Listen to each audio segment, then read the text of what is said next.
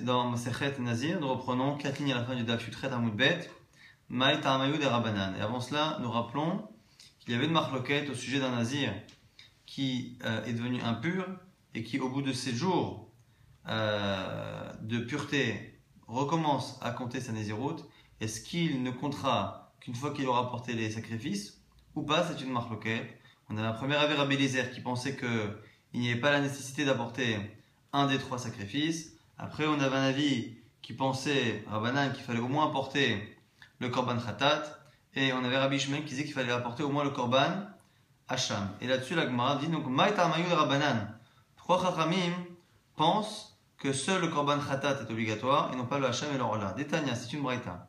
Ve'ezir l'Hachem et Yemenizro, ve'hevi kevet ben shinato.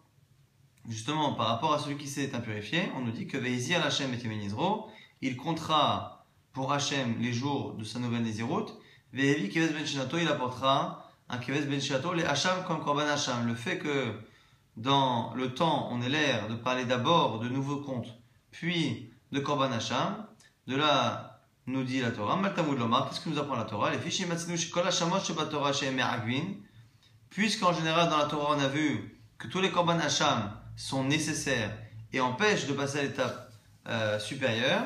On aurait pu penser que même là, ici, il ne peut pas se remettre à compter. Talmud Lomar, c'est la raison pour laquelle la Torah dit Vehezir, Vehevi. D'abord, on te dit qu'il compte sa nouvelle Nézirut, et après, Vehevi, il apporte, pour nous dire qu'exceptionnellement ici, eh bien, l'apport du Korban Hacham n'est pas nécessaire pour recommencer le compte de la Nézirut une fois qu'il s'est impurifié. Enfin, Picheloevi, Hezir. Même s'il n'a pas apporté, il peut compter. Rabbi Shmuel ben chez le Rabbi Yochanan ben Beroka Omer. Pourquoi donc Rabbi Shmuel, le fils de Rabbi Yochanan ben Beroka, n'est pas d'accord? Parce que lui, il lit différemment. Il dit que ça ne se lit pas dans l'ordre chronologique. Vehezir vehevi, c'est une manière de dire. Emtai hizir, quand est-ce qu'il va se mettre à compter? Bisman shehevi, au moment où il aura apporté le korban. Ce qui veut dire que c'est le verset commence par dire d'abord la chose et après expliquer ce qui doit se faire au préalable. Vehezir l'Hachem, il comptera pour Hachem. Et si tu demandes à partir de quand il peut le faire, Vehevi, à partir du moment où il a apporté, même si ça ne rentre pas aussi bien dans le sens du passo que selon Rabbanan. Là, moi maintenant, on va essayer de décortiquer un enseignement et savoir au nom de qui il est enseigné. Mantana, et Hadetanu Rabbanan, qui a enseigné cette braïta? Isha Shenadra Benazir, une femme qui s'est engagée à être nazir, Venitmea, et qui s'est impurifiée. Vecharka et faire la Baala, et après son mari lui a annulé sa Nézirut. Donc la femme s'est engagée à être Nézira. Elle a transgressé en devenant impure, et son mari annule. Mevia chatat tarof, veina mevia rola tarof. Elle apporte donc le chatat tarof, elle apporte donc le korban chatat du nazir tamé, mais n'apporte pas justement le rola. Nous dit la Gemara, c'est qui ça? Amar Aprizda, Rabbi Ishmaeli. C'est Rabbi Ishmael, et non pas Rabbanan. C'est Rabbi Ishmael. On avait vu qu'on avait une marloquette justement par rapport aux 3 corbanotes. On a dit que selon Rabbi Eliezer, on pouvait se remettre à compter même si on n'avait pas apporté le korbanot. Selon Rabbanan, il fallait apporter korban khatat. Selon Rabbi Ishmael, il fallait apporter khatat et il fallait apporter hacham. On a dit pourquoi finalement, selon Rabbi Ishmael, rola n'est pas nécessaire. Parce que la Torah elle a dit que bayom haou, il devra apporter vichiper, alav, il va demander expiation sur la faute qu'il a fait et il apportera avec Ilach et Tsaro, il va se raser les cheveux Bayamaou ce jour-ci, même s'il n'a pas apporté tous les korban, même s'il n'a pas apporté le korban Ola. Et donc ici c'est Rabbi Ishmael, puisque ici on nous dit qu'il apporte korban khatat, elle apporte korban khatat mais pas korban Ola, mashma que le korban Ola c'est quelque chose qui normalement aurait dû éventuellement être apporté. Alors selon Rabbanan on a dit, selon Rabbanan, le rola, c'est un doron beralma, c'est un cadeau. C'est juste une nedava pour Hachem, donc ça ne rentre pas du tout dans ce qui pourrait éventuellement être obligatoire. Le seul pour qui ça peut être nécessaire d'enseigner qu'on apporte ratat, mais qu'on n'apporte pas rola, alors qu'on devrait l'apporter éventuellement, c'est selon Rabbi Shmuel. Selon Rabbanan, il est évident qu'on n'apporte pas le korban rola, donc on n'aurait même pas besoin d'enseigner. C'est pour ça que Raprizda nous dit que cet enseignement qui nous dit que le chidouche, c'est qu'on apporte ratat et pas rola, ne peut se dire que selon Rabbi Shmuel qui pense que le rola n'est pas seulement une nedava, un doron, un cadeau pour Hachem, mais quelque chose qui sert plus ou moins dans l'expiation. Maïka Sava. Donc que pense maintenant la Gemara essaie de décortiquer ce cas-là. Maïka Sava. Que pense Rabbi Shmuel, donc le Tana de cette Braïta? Ika Sava Baal Mi Akar Akar. S'il pense que. Donc, la question ici est par rapport à la possibilité que le mari a d'annuler le vœu d'une femme. Ici, on parle de Nézirut, c'est pas un Néder classique. On a déjà parlé dans Néder de la faculté qu'un mari a à annuler le vœu. Lui, il annule le vœu de sa femme à partir de maintenant et pour le futur, mais il n'annule pas rétroactivement comme le Chacham fait une Atara rétroactive. Mais ici, la question se pose maintenant pour Nézirut qui n'est pas pareil. Est-ce que Baal Mi Akar Akar, est-ce que finalement le mari il déracine le Néder de la Nézirut de la femme et fait en sorte qu'il n'ait jamais existé, ou est-ce qu'il l'annule à partir de maintenant comme un Néder? Donc si on pense que Mi Akar Akar, si on pense qu'il déracine le Néder de Nézirut depuis le début, Khatata Ofnami Lolaïté, elle ne devrait même pas apporter de Korban Khatat, puisque finalement, même si elle s'est impurifiée, à partir du moment où son mari a annulé et qu'on pense que l'annulation de la Nézirut est rétroactive, eh bien, il n'y a jamais eu de Nézirut, donc il n'y a même pas de Korban Khatat à apporter. Et Ika Savar, et s'il pense, Ba'al Migas Gaïz, que le mari ne fait que trancher, c'est-à-dire couper le Néder, le trancher, à partir de maintenant et pour l'avenir, eh bien, Rola Tarof Namilaïté, on devrait aussi apporter le Korban Rola Tarof, puisque finalement, le Néder a été fait, a été valable et s'est impurifié à un moment donné où elle était Nézira et que le mari ne peut pas annuler rétroactivement. Donc, du coup, la Gemara ne comprend pas que l'on pense que l'annulation soit rétroactive ou pas. On n'arrive pas à comprendre ici cette halakha qui est Mifik Mirezin qui nous dit qu'elle apporte le Korban Khatat et pas le Korban Rola. La Gemara répond alors là, ça va Baal Akar Akar. Non. La réponse est qu'en fait, effectivement, le mari annule de manière rétroactive. Mais Rabbi Shmuel Savala qui est Rabbi Elazar Akapar. Et donc normalement, comme il annule de manière rétroactive, il ne devrait pas du tout y avoir de Korban Khatat, puisque finalement, c'est comme si elle n'avait jamais été Nézira, donc comme si elle ne s'était jamais impurifiée en tant que Nézira. Mais pourquoi elle apporte Korban Khatat? Parce que Rabbi Shmuel, il pense comme Rabbi Elazar Akapar. Rabbi Elazar Akapar pense quoi? C'est une braïta d'Etania. Rabbi Elazar Akapar avec Rabbi Omer, Matalmud Lomar. Que veut dire la Torah lorsqu'elle dit V'chiper alab mashe hata la nafesh, le nazir qui s'est impurifié? On dit qu'il sera expié, mais asher hata la nafesh, sur la faute qu'il a fait par rapport à une âme. V'chi bezon nefesh hata. Mais à quelle âme il a fauté? Même Rachid dans Tarnit qui dit mais qui l'a tué? Parce que mashe hata la nafesh, on dirait qu'il a tué quelqu'un. Mais contre qui il a fauté? Contre quelle personne il a fauté? Qui l'a tué? Bezon nefesh hata. C'est la faute qu'il a fait par rapport à l'âme, c'est qu'il s'est fait souffrir, il a fait souffrir son âme en s'interdisant le vin, en s'engageant à être nazir. Et du coup, nous dit Rabbi Lazar à Kappa, eh bien, a fortiori celui qui jeûne.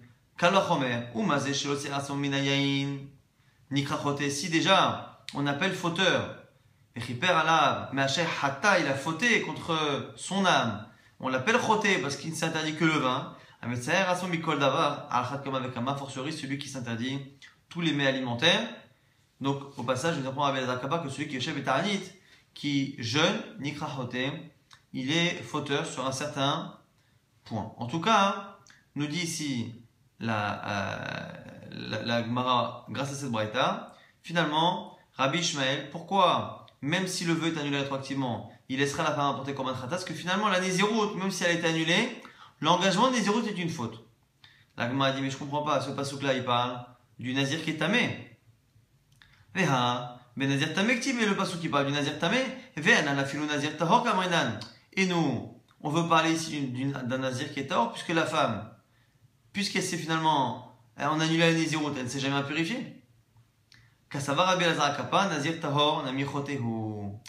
Et la Gemara dit non, mais Rabbi Elazar Kappa, lorsqu'il pense que le Nazir il est fauteur même s'il reste pur et qu'il ne transgresse pas la Nézirut. Mais nous t'as adjectif Nazir tamé ho'il veshana vechet. Alors pourquoi la Torah n'a dit que Meshachata nafesh que sur le cas où il a été impur? C'est parce que là-bas il a doublement fauté. Non seulement il s'est engagé à la Nézirut, qui est le fait de s'interdire quelque chose, et le fait d'être metzaer atzmo minayin, de s'interdire et de se faire souffrir par rapport à quelque chose, c'est une faute. Mais en plus il a fait une seconde faute. C'est quoi la seconde faute?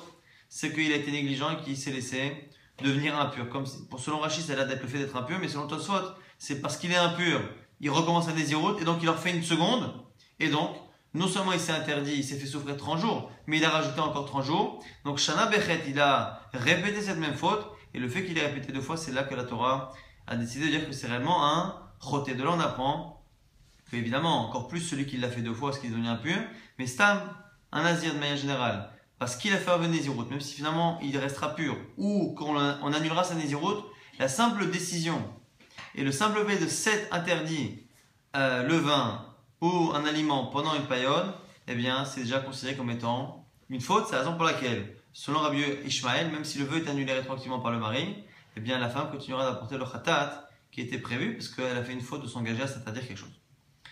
On avait dit dans la Mishnah, Yatsa venichnas olino mina minyan. On avait dit dans la Mishnah que si il sort et qu'il rentre, eh bien, ala mina minyan, justement, on lui compte les jours qu'il a passés dehors. La Gemara dit Kataner olino mina minyan, mishum de yatsa. Quoi? Ça lui compte dans le minyan parce que mishum de yatsa chalal la nezirut.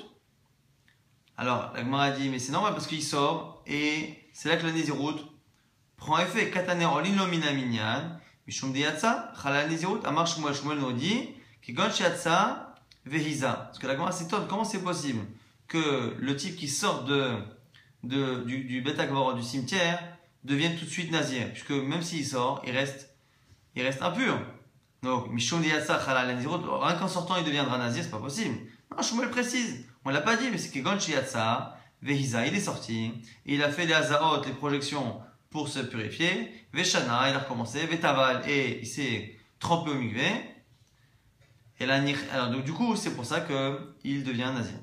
Alors, on m'a dit, mais pourquoi on dit aussi qu'il rentre? Et là, Nichnas, on a dit qu'il est sorti, donc il est sorti avec tout le processus pour se purifier. Après, on dit que quand il rentre, à ce moment-là, on dit que les jours qu'il a passés dehors lui comptent comme une nésiroute.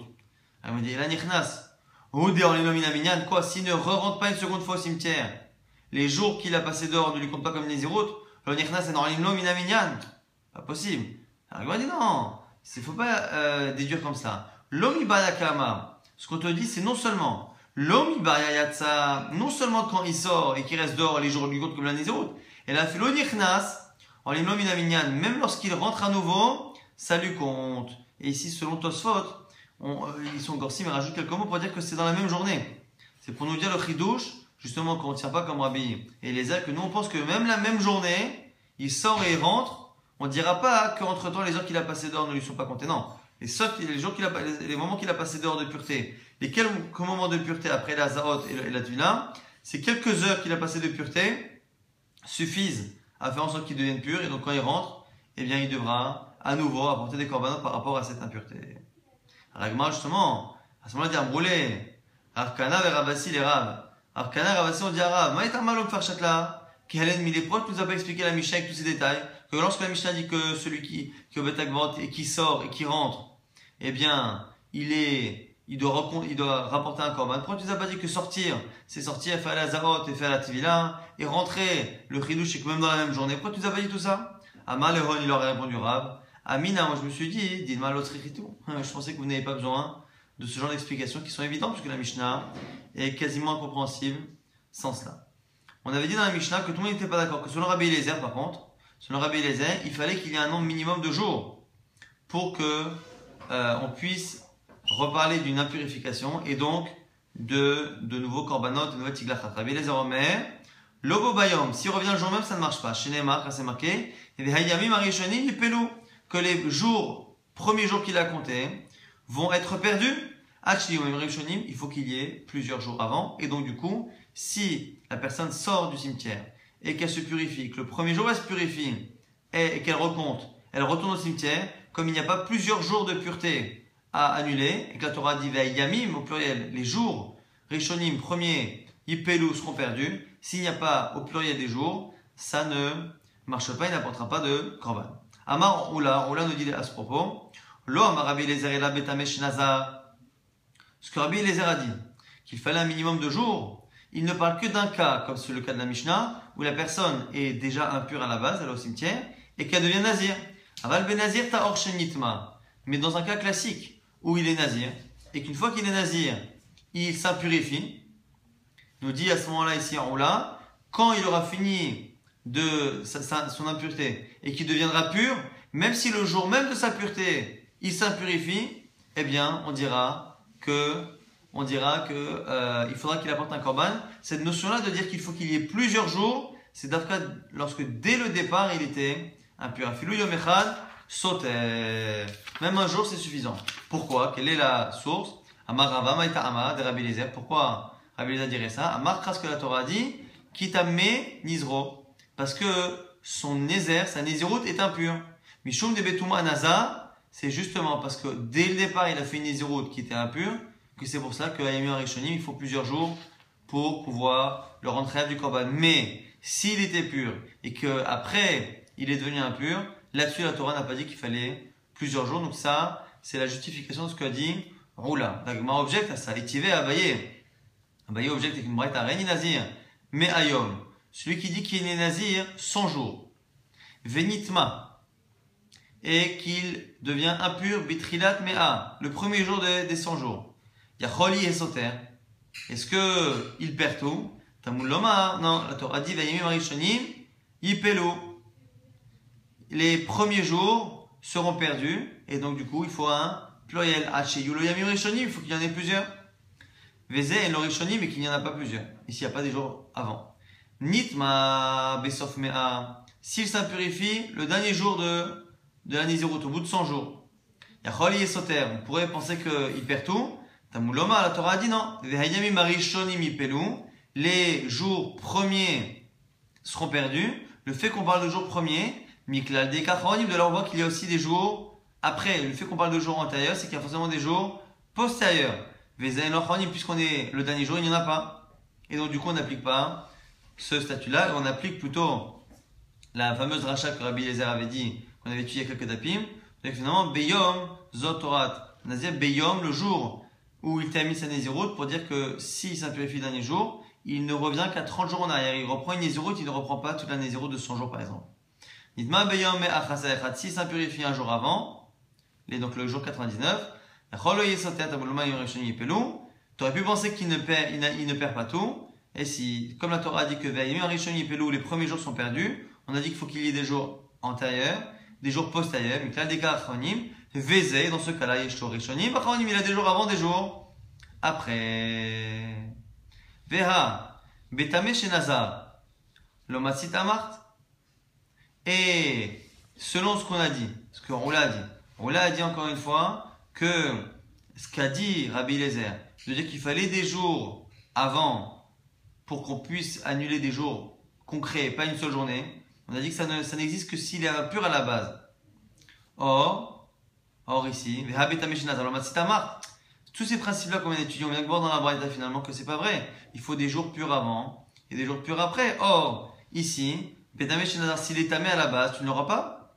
Midekatana Reni Nazir, Mea Venitma, Mitrilat Mea, Vekatane Achilo Yamurishonim.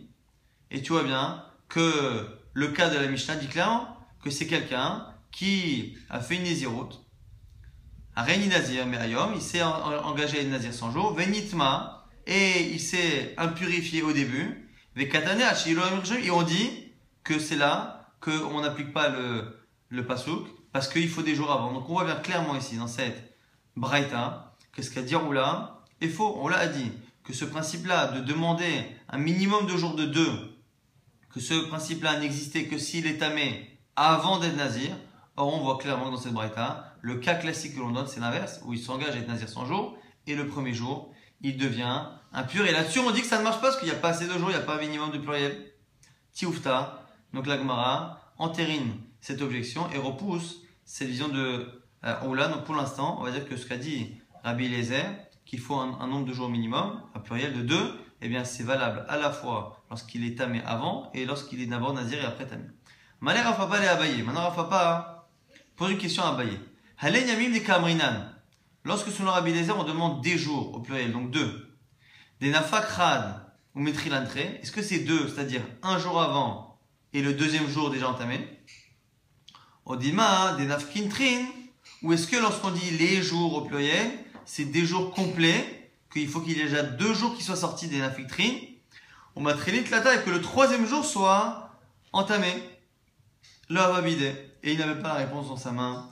Abaye. Ata, il est venu Rapapa, Shailé les Rava, il a posé la question à Rava. Amarlé lui a répondu, Yipelu Ktiv. C'est marqué Yipelu, les jours seront perdus, tomberont. Ktiv. Veistarich limirtav Yamim. Et j'ai besoin d'enseigner à la fois Yipelu au pluriel, et à la fois Yamim, les jours au pluriel. Veistarich limirtav Yipelu. J'ai besoin à la fois de Yamim et de Yipelu. Pourquoi? Si je t'avais enseigné que le mot jour au pluriel, j'aurais dit quoi? Velo katav Yipelu, j'ai pas dit Yipelu, j'aurais dit, Amina, j'aurais pensé,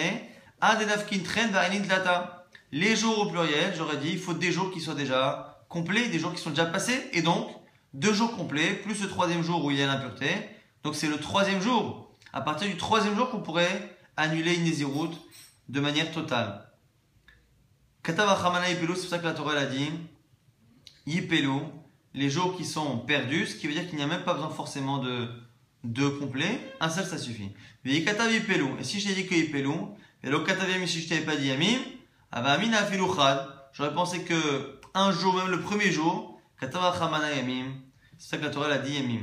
Même si c'est un peu difficile dans les commentaires à comprendre, ici Yipelu, le fait de dire que les jours vont tomber, Yipelu Nefila, selon Rashi, selon certains commentaires, c'est quelque chose qui peut s'apparenter même à un seul jour. Un seul jour déjà on peut dire qu'il est perdu. Donc Yipelu, ça veut dire un jour. Yamim, ça veut dire 2 jours révolus, donc 3 jours.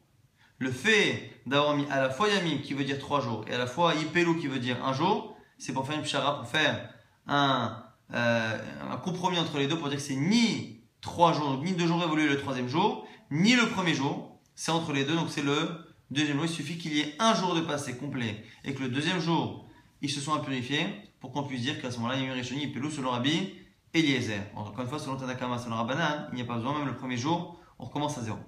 Nouvelle Mishnah. Nazar Nezirut Arbe, celui qui prend une longue Nezirut sur lui. Veishlim et Neziruto, et qu'il a terminé sa Nezirut. Vachakar Bal Haaretz, et après il voyage en Eretz Israël. Alors techniquement, la Torah autorise à ce qu'une Nezirut soit faite en Chutz Laaretz, en dehors d'Eretz Israël, et que se termine en dehors d'Eretz Israël. Simplement, comme les Chachamim ont fait une Xéra de faire en sorte que en dehors d'Eretz Israël, on considère que la terre est impure, et bien du coup, pour cela, eh bien on considère que c'est comme si le nazir qui s'était engagé à être nazir en Chutz Laaretz, c'est comme s'il n'avait pas fait une vraie Nézirut, puisqu'il est nazir, mais qu'il est dans une terre qui est Midera Banan, est impure, et donc c'est comme s'il devait recommencer lorsqu'il arrive en Israël dans une terre qui est vraiment pure. Et là-dessus, il y a une marloquette Bet Shammai Bet Hillel, quelle est exactement cette Xéra? Bet Shammai Omrim Nazir Shloshim Yom. Selon Bet Shammai, lorsqu'il vient en Eretz Israël, il reprend 30 jours une Nézirut. Bet Hillel Omrim Nazir Betrila. Selon Bet Hillel, il reprend sa Nézirut. S'il a fait une Nézirut qui est bien plus longue de 100 jours, 200, 1000 jours, il reprendra la Nézirut depuis le départ. Alors selon Bet Shammai, il ne reviendra jamais plus loin que 30 jours. Une Nézirut Stam, c'est 30 jours. Il ne reprend qu'une Nézirut, il ne reprend pas la Nézirut. Donc selon Bet Shammai, il reprend une Nézirut de 30 jours. Selon Bet Hillel, il reprend sa Nézirut. Et on rapporte une histoire. C'est Belena Malka. On rapporte l'histoire de la reine Hélénée. Shalach Benal Milchama, que son fils est parti en guerre. Vers Amra, elle a dit, si mon fils revient de la guerre, Beshalom en paix, et Nezira, Sheva Shanim, je serai Nezira pendant 7 ans. Ou Babena Mina Milchama, et son fils est venu de la guerre, Nezira, Sheva Shanim, et elle a fait la Nézirut de 7 ans. Sauf Sheva Shanim, au bout de 7 ans, elle a fait sa Alia. Lorsqu'elle arrive en Eretz Israël, le roi lui ont dit, j'étais Nézira, Sheva Shanim, il faut qu'elle reprenne 7 ans. Encore une fois, les Shitatam, eux, Bet Shammai lui aurait dit de faire que 30 jours. Mais eux, ils disent non, toute la Nézirut, c'est comme si Midera Banan, toute la Nézirut avait été impure, et donc du coup, tu reprends tout. 7 ans. Ou Basof, Sheva Shanim, Nitmet, et à la fin des 7 nouvelles années, elle s'est impurifiée. Venim 7 Nézira, Esrim Vechat Shana, elle a fait finalement 21 ans.